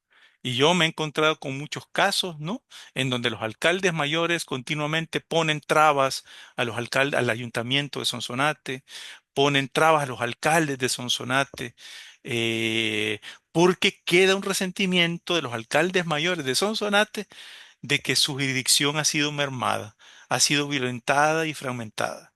Entonces, ese malestar de un lado y de otro se ve aquí de manifiesto. Con el caso de los aguachapanecos, hoy van a decir, nos queremos unir al Estado de El Salvador, pero si Sonsonate se une, no queremos estar unidos con ellos, queremos estar separados. Por eso no es extraño ver mapas de la República de El Salvador ya allá por 1850, por ejemplo, en donde el departamento, digamos, de Santa Ana comprende la parte de Ahuachapán y no Sonsonate. Hay una separación. Es decir, justamente tiene que ver con este sentimiento de animadversión que generó este hecho, ¿verdad? De finales del siglo XVIII. Veamos la cuarta condición, que Aguachapán tenga la facultad para elegir un diputado al Congreso Estatal. Es decir, ya para esta época, 7 de febrero de 1824, ya comenzaba a vislumbrarse la constitución o la formación de un Congreso del Estado de El Salvador, que es el que va a redactar la primera constitución del Estado, que es la de 1824. Entonces, los huachopanecos se adelantan y dicen, bueno, si se va a formar este Congreso constituyente, nuestra condición es tener un diputado, es decir, tener un representante en ese Congreso. Quinto, que se instale una renta de tabacos, ¿no?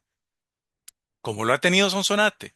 Sexto, si en el futuro Y esto también me parece interesante. Sexto, si en el futuro este partido, Aguachapán, ve la conveniencia de agregarse a otros pueblos de Sonsonate que quisieran formar un estado de la federación, que pueda hacerlo de manera muy libre. Esta sexta condición, y hasta aquí quedan las condiciones, ¿no? ¿Por qué me parece interesante? Porque nos hace ver que si bien es cierto, los de Aguachapán tenían una admiración como ellos lo decían, voy a repetir sus palabras, al gobierno liberal y republicano de San Salvador, tenían una admiración, ¿no? Sin embargo, esta admiración podía romperse también en cualquier momento, porque estamos hablando de una cultura pactista, ¿verdad? Un pacto lo armamos, pero también lo podemos desarmar. Y si Aguachapán más adelante ve la conveniencia de agregarse a otro estado, ¿no? O formar otro estado, porque como dije hace unos minutos, en esta época, en estos momentos, en estos meses, no es que los constituyentes de la Asamblea Nacional Constituyente en Guatemala ya tenían perfilado cuáles eran los estados. No, no, estaban tratando de formular cómo debían ser los estados en base al número de población, en base a extensión, etcétera. ¿No? Entonces, digo, bueno, si ocurre la posibilidad o la oportunidad de formar un estado, pues que tengamos la libertad de hacerlo, ¿verdad? Por nuestra propia conveniencia. Entonces, lo que presentan los aguachapanecos nos permite ver en este momento es que el poder de decisión de Sonsonate no era unitario ni granítico sobre todas las poblaciones de la alcaldía mayor. Lastimosamente, no tenemos las demás respuestas de los demás pueblos, ¿no? Atacua, Tiquisaya, Guaymoco, Huayúa, Paneca, Sonsacate, Salcuatitán, los Izalcos, lastimosamente no las tenemos, ¿no? Y eso sería importante para poder reconstruir y poder hacer un balance de cuántas poblaciones se decidieron por San Salvador y cuántas poblaciones se decidieron por quedarse con Sonsonate, ¿no? Y quizás ser parte del estado de Guatemala, ¿no? O ser parte del estado de Santa Ana, que también Santa Ana estaba también coqueteando con la Asamblea Nacional Constituyente formar su estado, porque no querían ser parte de San Salvador. Entonces, ven que el contexto es bastante complejo, pero interesante. El contexto no es de verde y azul, no es de blanco y negro. Es un contexto más complejo, pero que en esa complejidad nos permite ver que las cosas no estaban dadas, los dados no estaban echados, ¿no? Esto rompe con cualquier visión nacionalista de que el Estado del Salvador, del Salvador ya estaba dado de no, ¿cuál Estado del Salvador ya estaba dado de un inicio? No lo estaba. No, no lo estaba. Es decir, en todo caso, eso va a ser un producto, como ya voy a decir dentro de unos momentos, va a ser un producto que se va a formalizar con la Constitución de 1824. Entonces, y ciertamente, la Constitución de 1824, fíjense lo que dice en su texto introductorio. Nosotros, los representantes de los pueblos, comprendidos en la Intendencia de San Salvador y Alcaldía Mayor de Sonsonate, reunidos en Congreso Constituyente, cumpliendo con los deseos de los mismos pueblos, a virtud de los plenos poderes con que nos hayamos revestidos, ordenamos y acordamos. Es decir, este texto introductorio de la primera constitución del Estado de El Salvador, que eh, fue jurada en el 12 de junio de 1824, ¿no? Ya nos está indicando, ¿verdad? Que el Estado de El Salvador se forma a través de estos dos territorios, ¿no? Eh, que muchos sonsonatecos seguramente estaban decididos por la unión, seguramente, pero no todos, porque vamos a encontrar en algunos momentos del periodo federal algunos procesos de rebeldía de algunas familias sonsonatecas con respecto al gobierno de San Salvador. Vamos a encontrar ciertas rebeldías. Pero yo creo que eso va a ir cambiando en la medida que las generaciones que van ocupando estos puestos políticos, ¿no? Van cambiando y van viendo en otra perspectiva la unión. Entonces, lo que vemos acá y lo que nos indica la Constitución de 1824 es que la unión del territorio de la antigua Alcaldía Mayor de Sonsonate a La Intendencia de San Salvador fue una unión a través de la fuerza de las armas, con lo poco que nos ha mostrado las fuentes, ¿no? A través de la fuerza de las armas, pero también a través del pactismo, es decir, a través del recurso de la cultura política, como fue el caso de Ahuachapán, ¿no? Entonces, esta agregación ha sido mediada, digo, por el temor, pero también por el por el temor de unos, pero por el convencimiento de otros. Al fin y al cabo, el poder y la fuerza del ejército republicano y de las milicias republicanas de San Salvador se hacía notar. Y no sería extraño que muchas de las familias sonsonatecas que se oponían a la unión a San Salvador, no fuera extraño, ¿no? Siempre pervivieron con ese temor, ¿verdad? De sus personas y sus bienes, eh, verse implicados, ¿no? Frente a, qué sé yo, ¿no? A ser violentados, ¿no? Por las tropas de San Salvador. Entonces, yo creo que esta serie de factores están sobre la mesa para poder entender esta, esta agregación. Y vean qué dice el artículo 4 de esta Constitución. El territorio del Estado se compone de los que antes comprendían la Intendencia de San Salvador y la Alcaldía Mayor de Sonsonate. Entonces, con la Constitución de 1824, el gobierno de San Salvador ratifica, constitucionaliza, obliga, ¿verdad? Legitima a su manera y para sí, ¿no? Que ese territorio eh, ya está incorporado. ¿Qué sabemos de las autoridades de Guatemala? Algunos trabajos nos indican y algunas fuentes nos indican, ¿no? Que había cierto malestar en algunos miembros del gobierno de Guatemala, ¿no? Pero no hubo y no contamos con fuentes, pero tampoco las pocas que tenemos no muestran que haya habido una resistencia, ¿no? Del gobierno de Guatemala para decir no. La alcaldía mayor de Sonsonate nos pertenece a nosotros. Ahora, hay que tener en cuenta que, como mencioné hace unos minutos, ¿no? Se fueron fraguando a través del tiempo relaciones territoriales entre Sonsonate y San Salvador a través del tiempo, mucho más que entre Sonsonate y otras alcaldías mayores de lo que ahora es Guatemala, ¿no? Entonces yo creo que, si ustedes me preguntan, yo creo que hay una serie de factores que pueden explicar, ¿no? Por ahora, mientras no tengamos un estudio más profundo sobre este proceso, por ahora hay una serie de factores que pueden ayudar a explicar esta unión. Ahora, eso sí, ¿no? Un tema central en el nuevo estado de El Salvador, como en cualquier otro estado, va a ser la soberanía. Y con esto es mi última imagen, con esto voy terminando. Y es que, fíjense ustedes, perdón, ahí hay un error, ahí pongo Constitución de 1812, no, es Constitución de 1824, ¿no? Perdón, ahí ese error, ¿no? Constitución de 1824 y la otra es Constitución de 1841, tal como está, ¿no? Y es que, fíjense, leamos estos dos artículos de la primera Constitución del Estado de El Salvador, 1824, el artículo 13, y el artículo 66 de la segunda Constitución del Estado de El Salvador, 1841. Artículo 66. En la primera dice, el pueblo no puede ni por sí, ni por tu autoridad alguna, ser despojado de su soberanía, ni podrá excederla, sino únicamente en las elecciones primarias. Lo que nos está indicando acá es que la soberanía no se puede, es decir, no se puede desprender del pueblo, ¿no? Sin embargo, en la Constitución de 1841, en la 66, dice, la soberanía es inajenable, imprescriptible, lo que nos dice en el artículo 13 de la Constitución del 24. Pero vean lo que añade, reside esencialmente en la universalidad de los ciudadanos. Ninguna fracción de pueblos o de individuos puede atribuírsela. Es decir, la soberanía no solo es inajenable, sino también la soberanía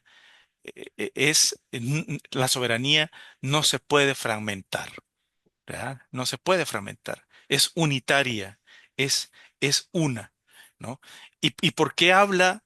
que ninguna fracción de pueblos, porque justamente a esas alturas, 1841, las experiencias del Estado de El Salvador, como de cualquier otro estado de Centroamérica y de la América hispánica en aquella época, ha experimentado, ¿no?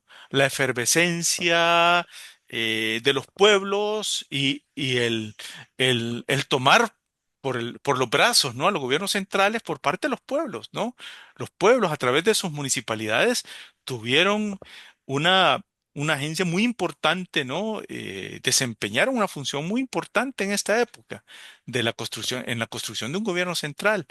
Y esto nos ayuda a entender también por qué de manera constitucional los estadistas de El Salvador van a ver siempre al territorio incorporado de Sonsonate como un territorio suyo, como un territorio que pertenece a la soberanía del Estado y que por lo tanto no puede cederse a nadie y tampoco pertenece a esa soberanía a los pueblos, aquellos pueblos rebeldes de Sonsonate que quieran rebelarse contra el pueblo, contra el gobierno de San Salvador.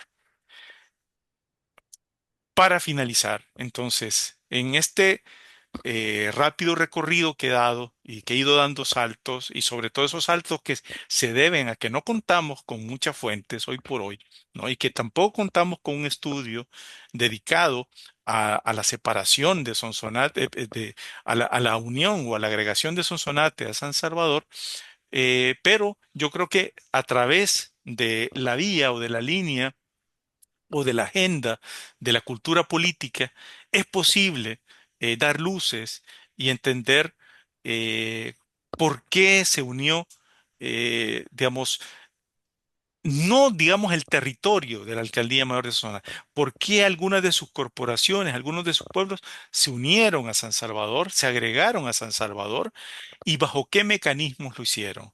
Dicho en otras palabras, esa línea o esa agenda de investigación que es a través de la cultura política, creo yo que nos aporta elementos que pueden complementarse con otros elementos de carácter económico, de carácter familiar o de élites, que más adelante pudieran a través de su estudio, ¿no? Abonar en el mejor conocimiento de este proceso y comprender mucho más también la formación de los estados dentro de la federación, que como mencionaba antes, era un laboratorio en el cual ni los mismos actores políticos sabían qué estado es el que iba a quedar de una vez por todas, ¿no? Estaba en proceso de fraguarse. Entonces, para mí, entonces, y con esto cierro para no cansarlos, ¿no? Para mí, la cultura política y que es lo que de alguna manera he estado yo aproximándome en estos últimos años, ¿no? La cultura política de esta época, ¿no? Puede ser un instrumento muy valioso para poder entender estos procesos territoriales, jurisdiccionales, esta creación de fronteras, etcétera, ¿no? Bien, muchas gracias. Muchísimas gracias, Sajid, por este recorrido tan interesante, ¿ah? Y que se enlaza con lo que hemos estado examinando en este módulo 4 de nuestro diplomado en estudios transfronterizos México-Centroamérica, primero con Justus y luego el martes pasado con Daniel Matul. Y es que yo creo que es un buen antídoto contra todo nacionalismo, ¿ah? Este tipo de reflexiones, este tipo de análisis diacrónico, eh, que los países que actualmente conforman Centroamérica, bueno, el mismo México, son producto de múltiples negociaciones, intereses, y que ese trazo fronterizo tiene su historia, ¿ah? Ujú, Y que intervinieron múltiples factores económicos, políticos, sociales, culturales. Me pareció interesantísimo lo del añil, por ejemplo, ¿verdad? Y el peso que tenía San Salvador por la producción del añil, su conversión a intendencia, en fin, todas estas cuestiones que nos has explicado. Bueno, abrimos el espacio, estos 20 minutos que nos quedan, para preguntas, comentarios que tengan ustedes. Y, y, y perdón Adelante, por haberme, Sajid. no, y perdón por haberme extendido, pero al final el tiempo no lo... Y eso que cuando les confieso que cuando platicamos con Sajid hace unos días estaba preocupado porque me dijo, yo no creo ni que llegue a una hora. Y ya lleva hora y media, ¿verdad? Me temía que esto iba a suceder, Sajid. Gabriela, te escuchamos, adelante. Ay, buenas tardes, muchas gracias, Buenas tardes. Najid, por la exposición. Bueno, es un poco comentario, agradecimiento, no sé, porque bueno, me parece como muy pedagógica la manera en la que fue explicando, no, no sé si hablarte de tú o de usted, pero bueno, que, Como que usted quiera, ¿no? Como usted quiera, sí. que fue explicando los procesos, bueno, para empezar como el enfoque, ¿no? Desde esta cultura política y como, como ya decía también Gerardo, ¿no? Como este antídoto ante los nacionalismos, porque creo que es algo que a las personas que no, o sea, digamos que no estudiamos historia, ¿no? O sea, que no estamos tan cercanas a esa mirada, de pronto nos cuesta mucho trabajo, ¿no? Porque vemos como la cuestión más como desde el presente, ¿no? Y desde lo Ujú, monolítico, que tampoco son, pero bueno, parecieran los estados actualmente. Y entonces hay como mucho estos discursos así de nos quitaron, ¿no? Nos quitaron este territorio. En Correcto. México hay así sí. como esta melancolía de lo que nos quitaron porque éramos, ¿no? Sin entender que no éramos, ¿no? Que no había ese Sí, bloque que sí. éramos y que hay Mm, precisamente todos estos procesos como mucho más complejos, mucho más finos y entonces, bueno, me parece que para mí es como bastante, me da como herramientas, ¿no? Para poder ver también y explicar de pronto estos procesos de otra manera. Y por otro lado también esta cuestión de ver a los actores, ¿no? O sea, de los actores como en concreto, ¿no? O sea, decir, Ujú, eran personas, actores con intereses, a la vez, y que tomaban decisiones, ¿no? Y entonces, ujú, que bueno, eso reafirma también esta cuestión de pues finalmente las fronteras y toda la geografía política ha sido una cuestión de señores, ¿no? O sea, como ujú, las señoras no estaban ahí presentes, no estaban pudiendo tomar esas decisiones, ¿no? Entonces también como que ayuda a ver esos microprocesos y micropolíticas que están ahí como presentes, pero que al final tienen unas repercusiones pues bastante grandes, ¿no? En la conformación de los estados, en la conformación de las fronteras y de estas dinámicas de intercambio de territorios, ¿no?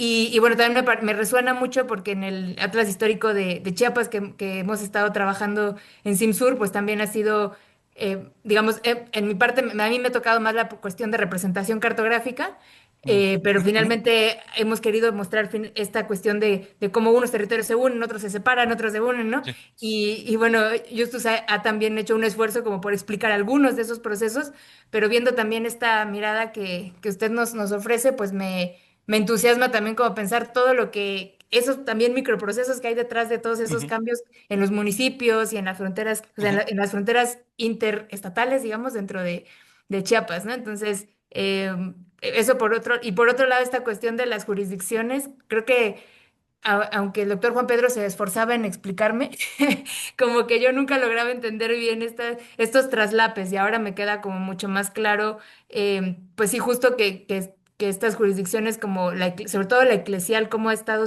ujú, siempre, pues como a su propia forma, ¿no? O sea, que un poco ujú, no le han importado las ujú, jurisdicciones sí. administrativas políticas pero que en la época colonial tenía otras repercusiones a las que puede tener ahora, ¿no? O sea, que ahora sigue siendo, ¿no? O sea, la iglesia tiene su propia territorialidad, sus propias jurisdicciones, pero entender lo que significan esas jurisdicciones creo que ahora me quedó como mucho más claro.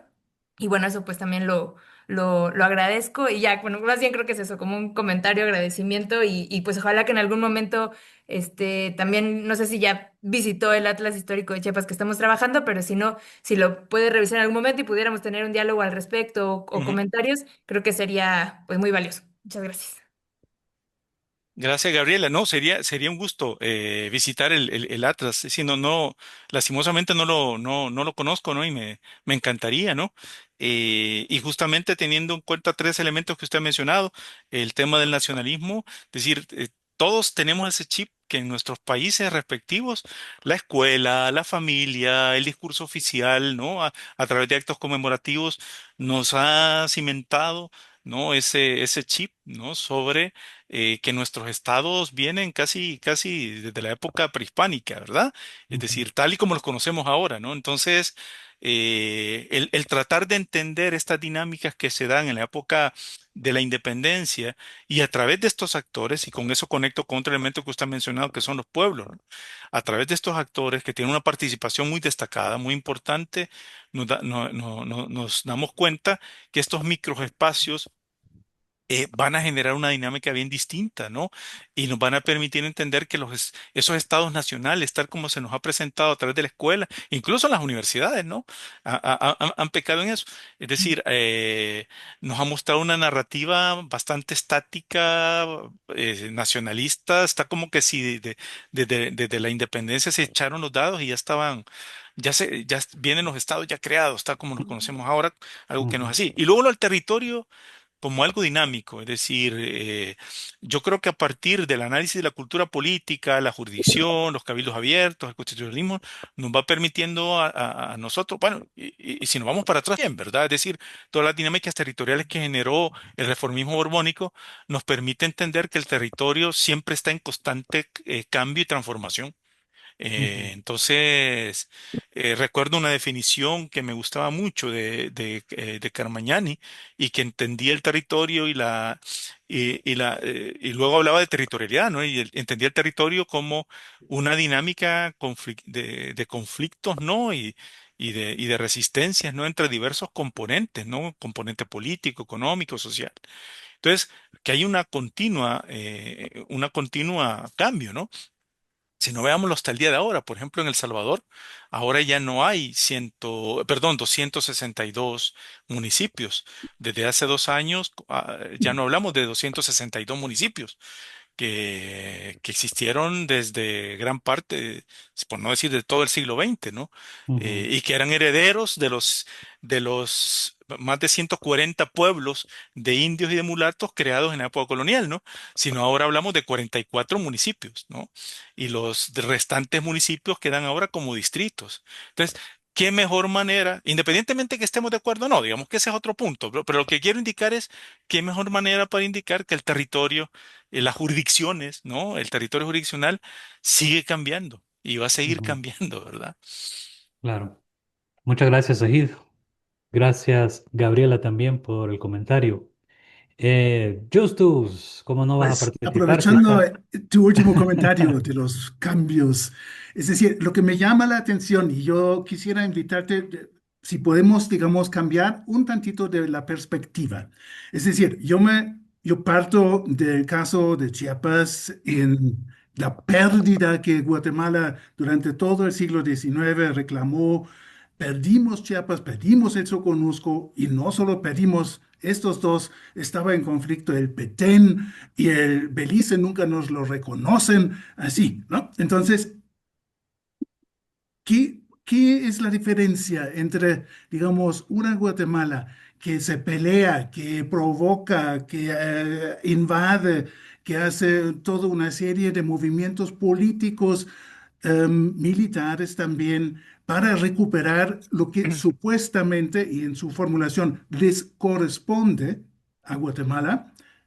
Y con respecto a Chiapas y Soconusco, y actualmente todavía aparte de Belice, frente a la pérdida, en términos guatemaltecos, del Sonsonate y Aguachapán, que era una colonia, un territorio rico, productivo, era la más famosa zona de producción de cacao.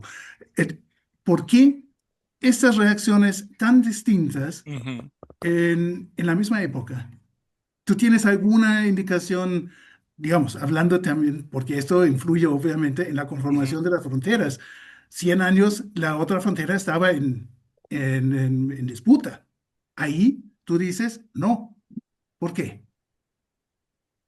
Yo tengo hipótesis, ¿no? Eh, y las hipótesis son las siguientes. Eh, Sonsonate, es decir, el territorio de la Alcaldía Mayor de Sonsonate es un territorio muy pequeño con respecto a lo que estaba disputando con el Soconusco, por ejemplo. Eh, en primer lugar. En segundo lugar, llama la atención, y eso lo quiero hablar con Javier Guillén Villafuerte. Como ustedes saben, Javier Guillén Villafuerte es un historiador mexicano que está estudiando Chiapas, el tema de tierras, pueblos de indios en Chiapas colonial. Eh, Me ha llamado la atención que en varios trabajos que ha hecho Javier Guillén, cuando él ha analizado lo que ahora es Guatemala, las provincias de lo que ahora es Guatemala, ¿no? Las provincias coloniales, eh, en muchas ocasiones no aparece Sonsonate. A mí me llama la atención. Es decir, como que no lo tuvieran en cuenta. No sé por qué. Yo quisiera tener una conversación con él, pero quiero señalar ese punto que me ha llamado mucho la atención. En segundo lugar. En tercer lugar, el cacao, Justus, ya para esta época, la producción del cacao y ese boom cacaotero, ya había pasado mucho tiempo que había fenecido. Es decir, el boom cacaotero fue en el siglo XVI, ¿no? Entonces, ya para estas fechas de la anexión o de la unión o agregación de Sonsonate a San Salvador, ya Sonsonate no se perfilaba como un territorio de gran producción y abundante producción cacaotera, ¿verdad? Es decir, ya eran otros territorios en la América hispánica que lo tenían, ¿no? Que la audiencia de Quito, la actual Venezuela, etcétera, ¿no? Que sí tenían una producción abundante de cacao y eran referentes mundiales de cacao, ¿no? Ya Sonsonate ya no lo era. Eh, Luego, en tercer o cuarto lugar, ya perdí la cuenta, tercer o Ujú. cuarto lugar, la población, ¿verdad? Es decir, frente al Soconusco y Chiapas, que tenían una población bastante abundante. eh, bueno, exactamente el Soconusco no lo sé, les mentiría de cuál era la población, o al menos población de tributarios, por ejemplo, ¿verdad? Frente a la población de Chiapas, frente a la población de tributarios de Sonsonate, pues sí, ¿verdad? Obviamente es insuperable, ¿no? Chiapas con respecto a Sonsonate. Los datos que yo tengo de población de tributarios de Sonsonate por ejemplo, para 1811 son de 4.641 tributarios, ¿verdad? Y según Aaron Pollack, el aumento en porcentaje de esta población tributaria fue bien mínimo, a diferencia, por ejemplo, de lo que ocurrió en Chiapas. No lo sé, eso conozco, pero también quiero poner como ese elemento para entender por qué probablemente para algunas autoridades guatemaltecas no estaban perdiendo mucho, ¿verdad? Quizás lo que sí era muy valioso y muy importante era el puerto, ¿no? El Ujú. puerto de Acajutla, ¿verdad? Claro. Cosa que sí vislumbraron el gobierno de San Salvador. Y de hecho, el puerto de la Libertad, que es uno de los puertos ahora muy turísticos en El Salvador actual, fue creado bajo ese nombre por los republicanos de San Salvador, justamente en este proceso, en esta época, ¿no?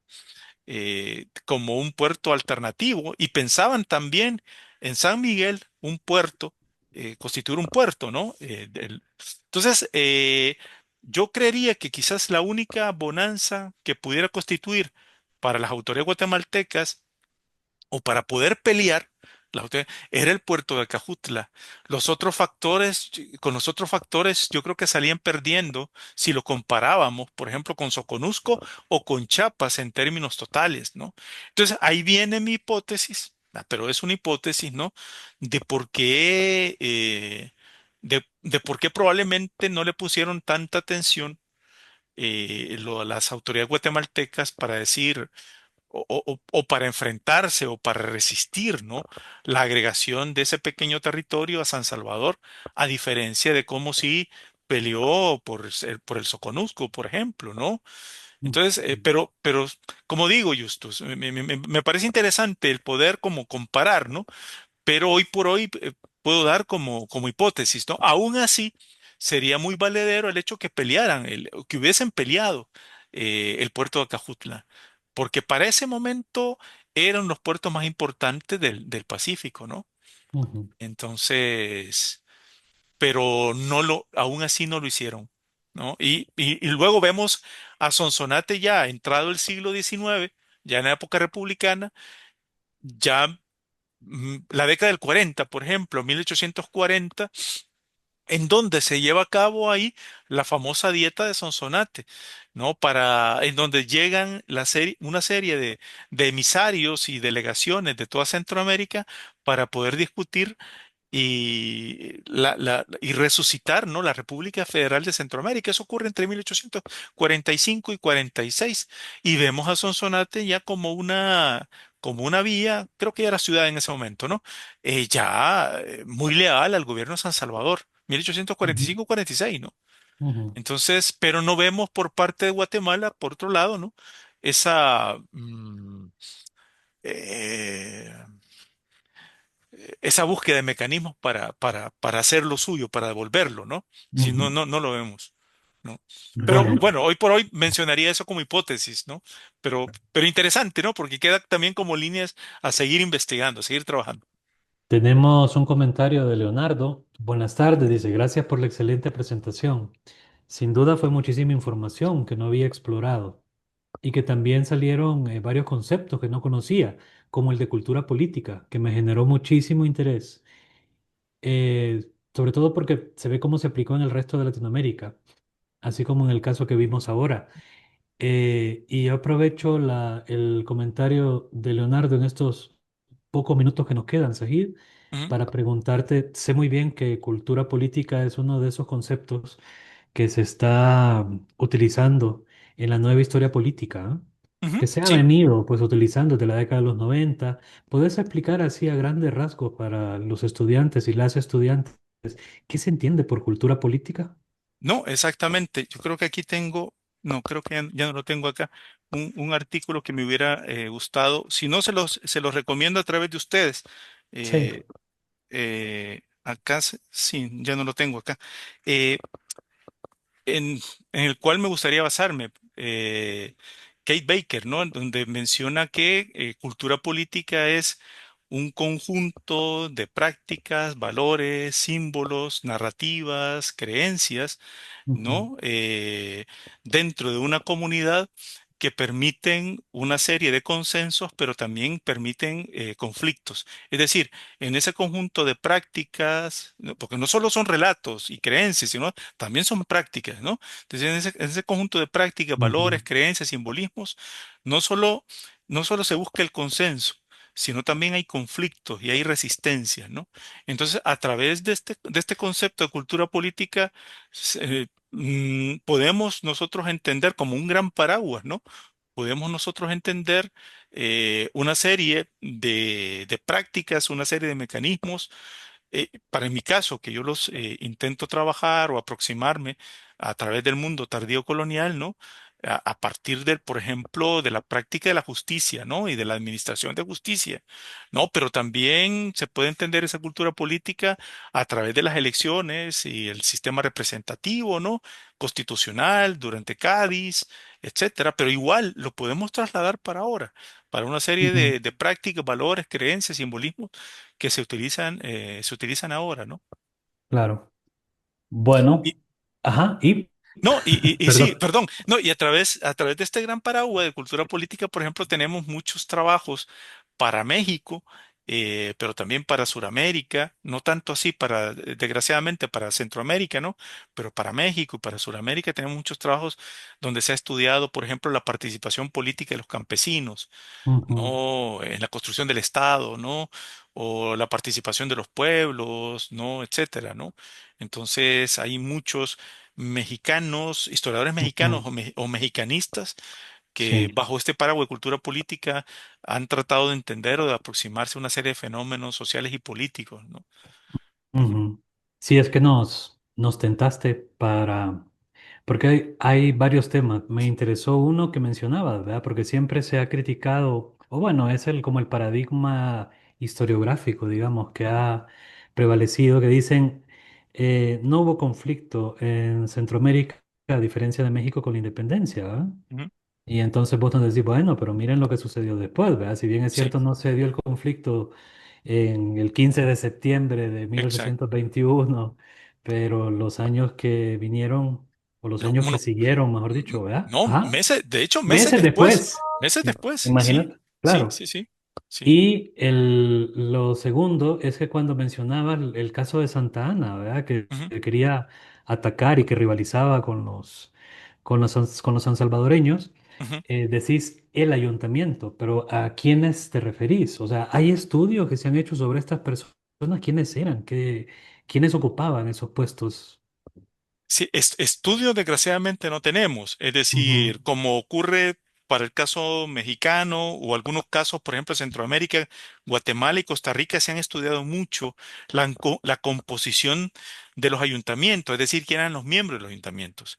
Sí, Eh, Antes de Cádiz, los ayuntamientos estaban constituidos por dos alcaldes ordinarios, por un conjunto de regidores que dependiendo de si era ciudad o villa, ese gobierno, ¿no? municipal ujú, y el número de habitantes que tenía esa ciudad o villa, así iba a tener un número X de regidores, ¿no?